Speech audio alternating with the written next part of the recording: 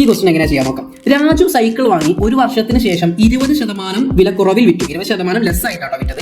ആ സൈക്കിൾ 10% വിലക്കുറവിലാണ് വിറ്റിരുന്നെങ്കിൽ രാജുവിന് 100 രൂപയെങ്കിലും അധികം കിട്ടിയത്. ഏതായാലും രാജുവിന് നഷ്ടമാണ്. 20% അദ്ദേഹം വിറ്റു, 10% വിറ്റിരുന്നെങ്കിൽ അദ്ദേഹത്തിന് ഒരു 100 രൂപയെങ്കിലും അധികം കിട്ടിയത്.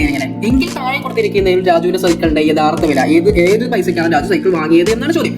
അപ്പോൾ അതിന് ഇംഗ്ലീഷ് കൊണ്ട് നിങ്ങളൊന്ന് വായിച്ചിട്ടാ. ഞാൻ ചോദിക്കട്ടെ, ഒരു സാധനം 20% വിറ്റപ്പോൾ അദ്ദേഹത്തിന് കുറച്ച് പൈസ കിട്ടി, അത് ലെസ് ആണ്. അദ്ദേഹത്തിന് എന്തിട്ട് അത് നഷ്ടമായിട്ടാണ്. 10% അദ്ദേഹം വിറ്റിരുന്നെങ്കിൽ അപ്പൊ 20% 10% തമ്മിലുള്ള ഡിഫറൻസ് എത്രയാണ്? അത് ഒരു 10% അല്ലെ? എത്രയാണ്? ഒരു 10%. ആ 10% അദ്ദേഹത്തിന് എത്രയാണ് കിട്ടിയത്? 100 രൂപയാണ് കിട്ടിയത്. 100 രൂപ കിട്ടി.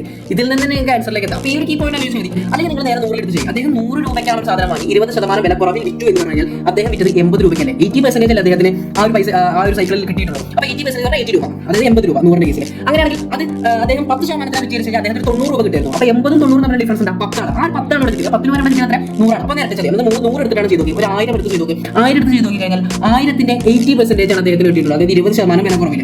അങ്ങനെയാണ് 80% പറഞ്ഞാൽ അത് 800 രൂപയാണ്. 1000 രൂപയ്ക്ക് വാങ്ങിയിട്ടുണ്ടെങ്കിൽ അദ്ദേഹത്തിന് 800 രൂപയെ കിട്ടിയിട്ടുള്ളൂ. ഇതേ സാധനം അദ്ദേഹം 10% വിറ്റെങ്കിൽ അദ്ദേഹത്തിന് 900 രൂപ കിട്ടില്ലേ? 1000ന്റെ 10% എന്ന് പറയുമ്പോൾ അത് എത്രയാണ്? 100 രൂപ. അപ്പോൾ 1000 100 രൂപ കുറച്ച് 900. അപ്പോൾ 800 രൂപ വില കുറവിൽ അദ്ദേഹം വിറ്റു. 10% വിറ്റിരുന്നെങ്കിൽ 900 രൂപ കിട്ടിയിരുന്നു. എത്ര? 800ന് വിറ്റത് അദ്ദേഹത്തിന് 900 എങ്കിലും കിട്ടിയതിന് ഡിഫറൻസ് 100 അല്ലേ?